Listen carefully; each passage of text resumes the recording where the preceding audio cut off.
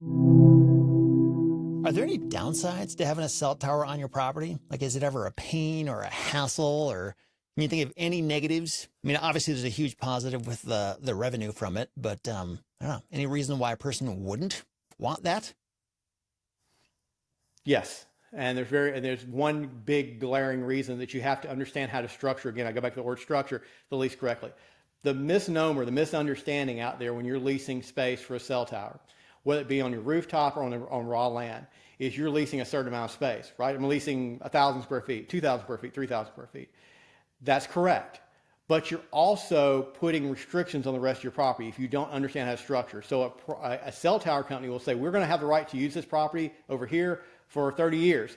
However, if you don't understand how that lease is structured, they can restrict what you can do on the rest of the property. And how that comes into play, especially for commercial properties or even agricultural properties that get reconverted to commercial down the road, is that limits future development, that limits future disposition, that limits sometimes future financing of the property.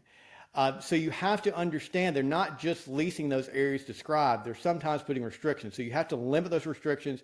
You also think of it this way. I always use this example. If there's a cell tower on the property and the typical cell tower lease says, look, I have the right to use this 2,000 square foot area of your property. And let's say you sign the lease, goes on for 10 years, and then somebody comes in and offers you 10 times market value of your property with one condition. They're okay with the cell tower. They just need the cell tower company to reroute the utilities to the cell tower because the way they're going to develop the property. 95+% of all cell tower leases have no relocation rights for the property owner.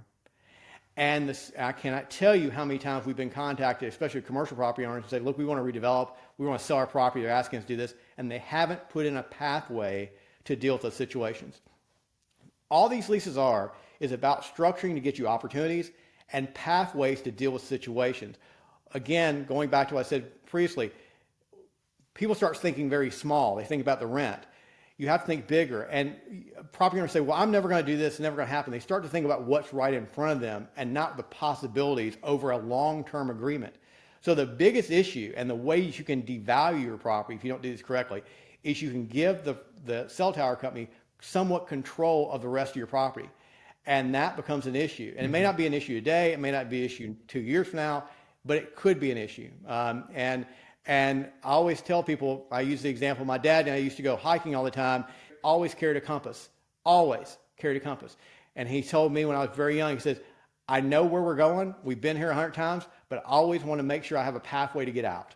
And that is a map and a compass. And that's what you have to do in these leases. So that's the biggest issue. That's how you can hurt yourself the most. You also have some liability issues you need to contain, insurance issues, etc. But those are fixes. If you understand what you're doing, you can do very well. But control of your property is the biggest issue that you can run into. Yeah.